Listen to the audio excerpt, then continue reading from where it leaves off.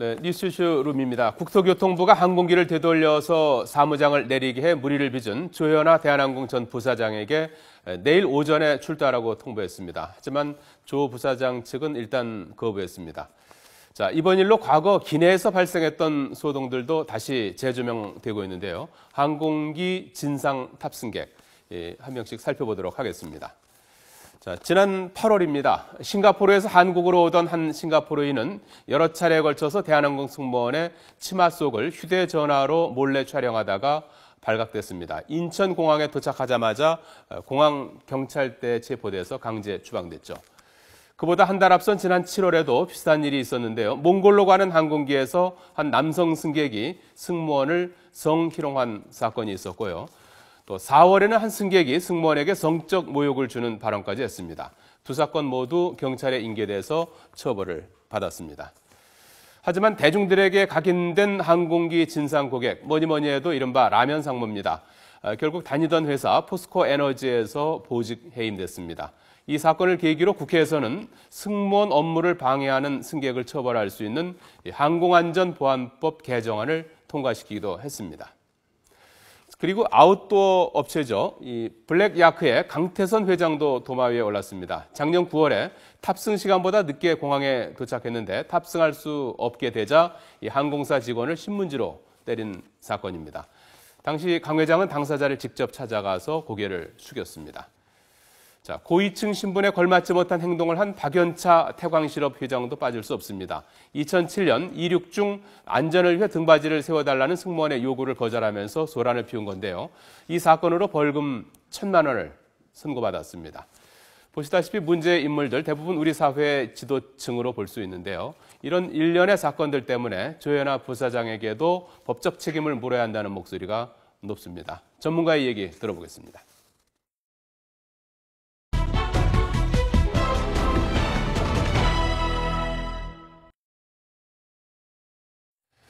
네, 김태현 변호사 그리고 승무원 출신인 허은하 한국이미지전략연구소장 두 분 모셨습니다. 어서 오십시오. 네, 고맙습니다. 안녕하세요. 네, 맞습니다. 자, 첫 번째 주제 보시겠습니다.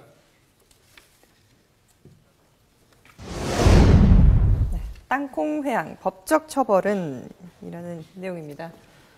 오전에 나온 얘기부터 좀 정리를 해봐야 될 것 같은데 국토부에서 오전에 10시 반에 이제 관련해서 이제 브리핑을 했는데 아직 뭐 최종 결론은 안 내린 상태고 일단 이제 조현아 부사장에게 출두해라 했는데 이제 나오지 않겠다 하면서 조사는 또 성실히 받겠다 이렇게 얘기했다고 그래요. 이게 무슨 얘기입니까?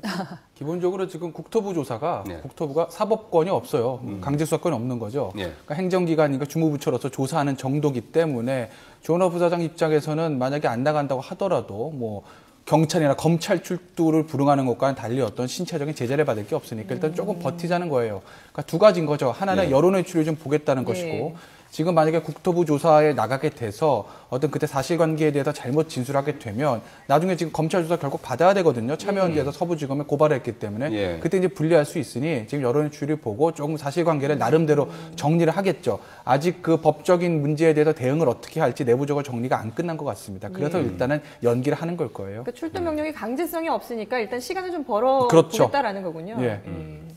네, 지금 뭐 SNS에서는 조 부사장이 고성을 질렀다 이런 얘기까지 나오고 있거든요. 근데 이게 조사를 하겠다라고 하는데 고성을 지르고 안 지르고가 그렇게 차이가 있는 건가요?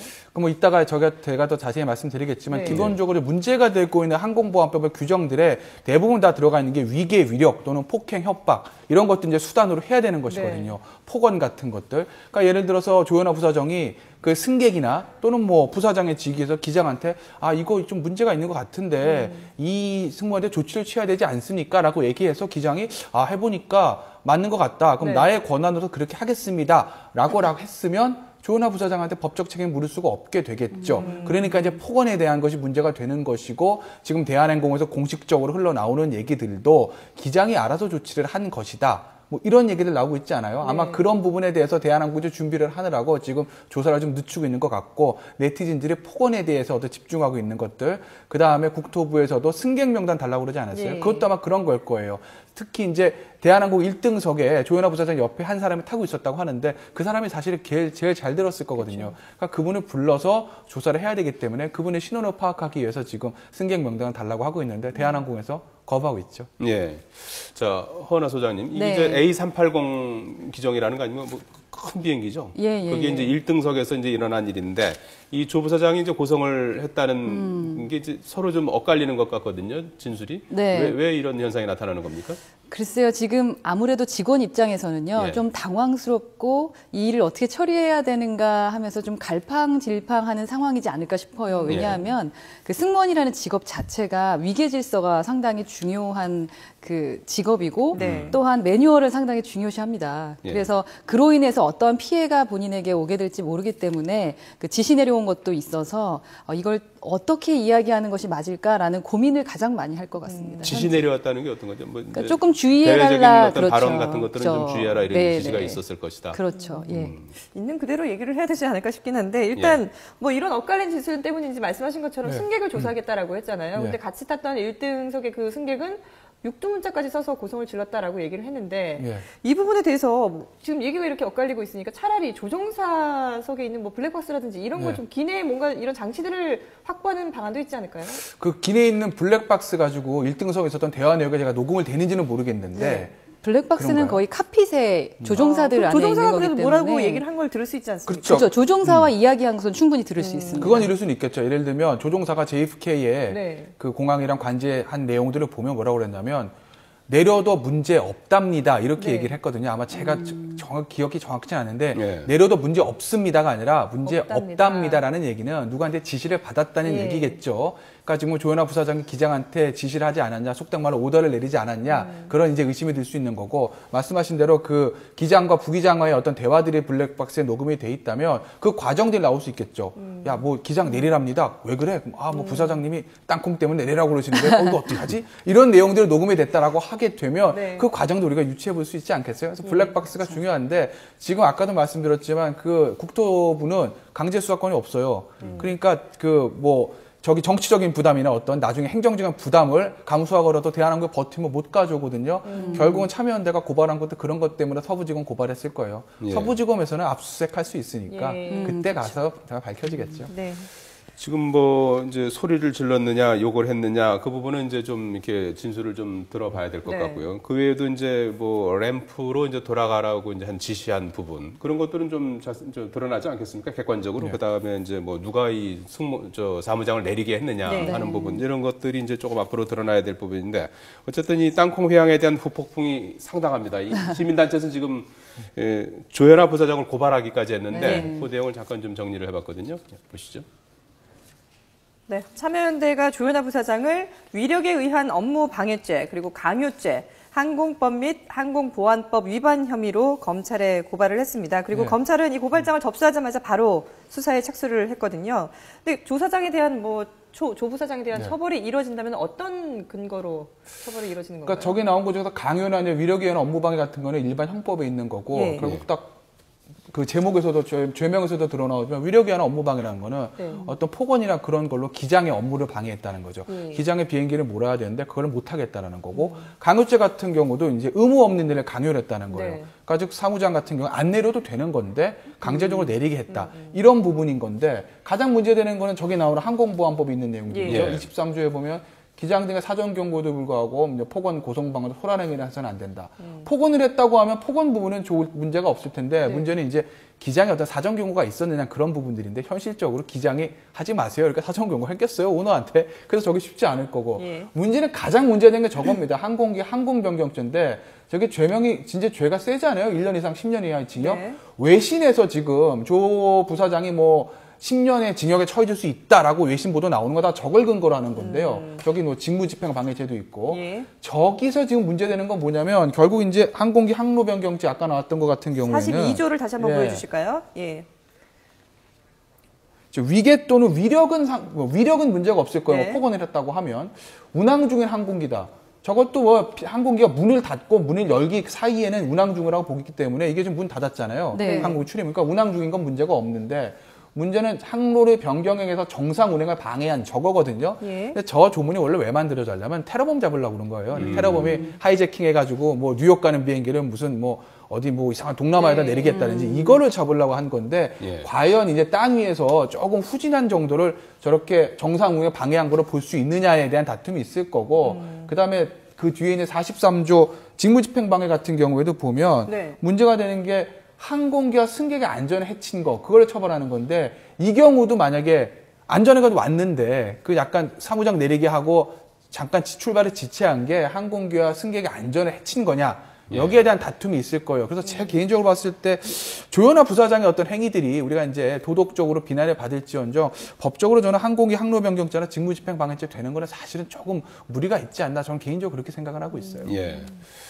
일단 그 비행기에서 내린 사무장은 뭐 한 4주 정도 뭐 휴가를 내고 지금 쉬고 있는 그런 상태라고 하는데 비행기 안에서 어쨌든 뭐 이제 담당 부사장한테 이제 질책을 당한 거 아니겠습니까? 그것도 오너 집안이고 이제 뭐 후배들 이제 승무원들이 이제 보는 앞에서 어떤 심경으로 좀 이해를 하면 되겠습니까? 글쎄요, 질책은 충분히 받을 수 있을 텐데 비행기에서 내리는 사건까지 벌어졌고 또한 이게 이렇게 크게 벌어졌잖아요, 일이. 그러니까 아마 자존심의 상처가 많이 나지 않았을까라는 생각을 좀 하게 되고 또한 비행기 내에서는 문이 닫히고 나면 이제 가장 큰 1인자가 기장이고 그 다음에 처리를 하는 캐빈이라고 하지 않습니까? 거기에 관리하는 것이 바로 사무장인데 그 최고의 책임을 지고 있는 그분이 자신의 책임을 다하지 못하고 그냥 비행기에서 내릴 수밖에 없었다라는 것은 어쩌면 그건 정말 씻지 못할 상처가 될 수 있을 거라는 생각을 합니다. 그 권한 위임이라는 게 있어요. 그래서 예를 들면 YTN 사장님이더라도 고성방가하고 화를 내면서 승무원에게 너 내려라고 얘기를 했을 때 그 상황이 어땠을까? 분명히 YTN 사장이 문제가 됐었을 겁니다. 예를 들면. 근데 지금은 지금 반대 입장이 돼서 본인에게 책임이 모든 것이 떠안겨져 있는 상황이기 때문에 그걸 뭐라고 설명을 해야 될까라는 생각이 들고 또한 고객 만족을 제대로 해야 되는 서비스 업종이지 않습니까? 근데 그 고객 만족의 고객이라는 것은 기내에 있는 고객 뿐만 아니라 사실은 이 일을 하고 있는 내부 고객, 승무원들도 내부 고객이거든요. 근데 그들을 대하는 태도에서 너무 큰 상처를 입지 않았을까. 그래서 조금은 쉬고 싶다라는 생각하셨을 것 같습니다. 보통 이렇게 승무원들이 비행기에서 내리는 경우는 흔치 않지 않나요? 거의 없죠. 내리면은 일을 누가 해야 되겠습니까? 그래서 저희는 기본적으로 대기하는 조도 있습니다. 누군가 아파서 비행을 못하면 바로 대기했던 승무원이 그 자리를 채워야 아파서 변경되는 경우도 그렇죠. 있어도. 그래서 꼭 채워 넣습니다. 그 숫자만큼. 근데 지금은 내려서 아무도 그 일을 할 수 있었던 사람이 없으니까 그게 문제인 거죠. 대한항공 해명을 보면은 뭐 10m도 이동하지 않았다.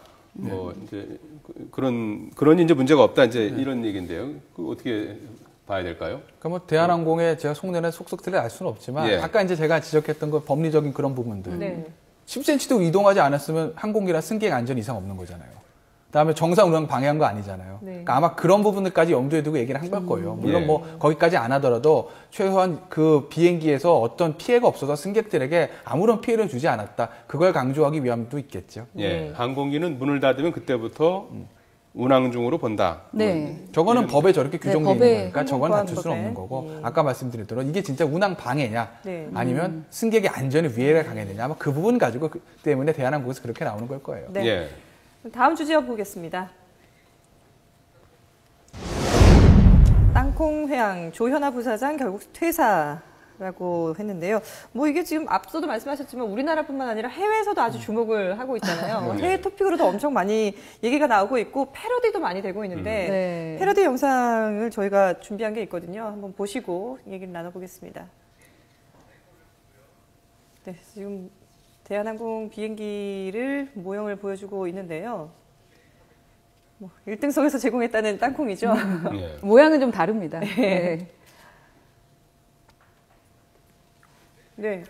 지금 땅콩을 실제로 그거 지금 이렇게 까서 줘야 되는 겁니까? 이렇게 직접 주는 게 맞습니까? 처음에부터 까서 준다기보다는 바뀌었다면서요? 기존에는 원래 봉투채 주는 거였었는데 저렇게 사무장을 비행기에서 던져버리는 저런 패러디 영상이 나왔는데 참 창피해요. 부끄럽습니다. 네. 예전에는 봉투채 줬었는데 조현아 부사장이 오면서 조금 매뉴얼을 바꾼 것 같습니다. 그래서 보여드리고 드시겠냐라고 네. 하면 그 다음에 이제 뜯어서 이제 드리는 걸로 매뉴얼이 바뀐 것 같은데 네, 그 부분을 지키지 않으니까 이제 더 많이 화가 나신 건가? 뭐 그런 생각도 들더라고요. 예. 근데 뭐 퇴사를 하긴 했습니다만은 등기이사 자리는 여전히 유지를 하고 있잖아요. 이게 결국은 여론에 밀려서 그냥 퇴사를 한 걸로 봐야 되지 않을까요? 그러니까 조금 그러니까 여론의 판을 읽는 능력이 사실 부족한 거죠. 조현아 부사장 입장에서 봤을 때. 그 다음날 조중훈 회장, 아버지가 그러니까 조양호 회장이죠. 조양호 회장이 와가지고 사과하지 않았습니까? 그 딸이 잘못한 거 아버지가 왜 사과해요? 본인이 사과해야지. 다 큰 성인인데. 그러니까 조현아 부사장이 애초에 나가서 나는 무리를 해서 미안하다. 근데 나는 어찌됐건 간에 이 기내 서비스에 대해서 질책을 하는 과정에서 내가 좀 말이 심하게 난 것 같은데 죄송하고 일단 모든 자에서 물러나겠다라고 했으면 이게 이렇게까지 안 번질 수도 있어요. 근데 예전에 김현 의원 사태도 봤듯이 어떤 가해자들 입장에서는 본인의 잘못을 인정하고 싶지 않거든요. 야, 나는 잘했는데 매뉴얼들 안에서 내가 화를 내고 지적을 한 건데 너희들이 왜 그래라고 해서 주변한테 어떤 책임을 돌린다는 거죠. 자기들이 뭘 잘못해서 국민들이 왜 자신들을 보고 질책하는지에서 깨닫지 못하고 있는 거예요. 그러니까 지금 사과 없고 결국 저렇게 부사장직에 사퇴할 건데 그것도 사실은 처음에는 보직 사퇴만 하다가 여론이 안 좋으니까 부사장직 사퇴했잖아요. 그다음에 지금 등기이사 자리에 남겨뒀는데 그 이제 대한항공 얘기는 내년 3월 주총에서 정리를 하겠다는 건데 주총에서 정리 안 해도 본인이 이제 물러나면 되는데 그것까지는 지금 안 하겠다는 거거든요. 좀 두고 봐야죠. 근데 중요한 건 등기이사 자리에서 빠지고 안 빠지고 문제가 아니라 등기이사에서 모든 권리를 내려놓는다 이 문제가 있거든요. 왜냐하면 재벌 오너들이 등기이사에 들어가는 이유는 등기이사는 책임져야 되거든요, 결국. 그러니까 내가 이제 이 회사에 대해서 문제가 생겨 책임을 지겠다는 어떤 책임의 의사를 볼 수도 있는데 문제는 지금 보직 다 사퇴하고 부사장직 사퇴했으니까 일을 안 하고 있잖아요. 일을 안 할 건데 만약에 등기이사로서 모든 권리를 누린다면 그것 또한 문제가 되겠죠. 뭐 앞서서 좀 살펴봤습니다만 항공기 내에서 좀 진상 고객이라고 할까요? 이런 분들이 좀 종종 있었나요, 옛날에도? 네, 좀 많았던 편인 것 같아요. 유형들이 있는데 예를 들면 권력형들이 있어요. 그래서 내가 누군지 아냐, 내가 사장이랑 어떤 관계인지 아냐 하면서 좀 사람을 이렇게 누르려고 하시는 분들이 계시고 아나무인격으로 그냥 뭐든지 다 내놓으라고 하시는 분들도 계십니다. 이 음식 여기 맞느냐, 뭐 저기 있는 거 여기다 갖다 달라. 비즈니스 클래스에서는 퍼스트 음식 이걸 먹어야겠다라고 하시는 분도 계시고 또 어떤 분은 성추행형도 있어요. 그러니까 계속 뭐 명함 주면서 연락해라. 연락 안 하면 어떤 일이 벌어질지 뭐 이런 얘기도 있고 또한 엉덩이를 치신다거나 좀 여자로서 감당하기 어려운 부분들을 하면서 승무원들이 사실 화를 낼 수가 없거든요. 매뉴얼상. 근데 그런 부분을 좀 이용하시는 분들이 계시는데 이 자리를 빌어서 뭐 승무원뿐만 아니라 이런 서비스를 하시는 분들에게 어떠한 서비스를 받으시면 고맙다 아니면 수고했다라는 인사 한마디라도 좀 할 수 있는 분이 되시면 알겠습니다. 우리 모두 다 몰상식한 사람이 되지 않지 않을까 하는 생각도 해봅니다. 김태현 변호사 그리고 전직 승무원 출신입니다. 허은하 한국이미지전략연구소장 두 분으로부터 말씀 들어봤습니다. 고맙습니다. 고맙습니다. 고맙습니다.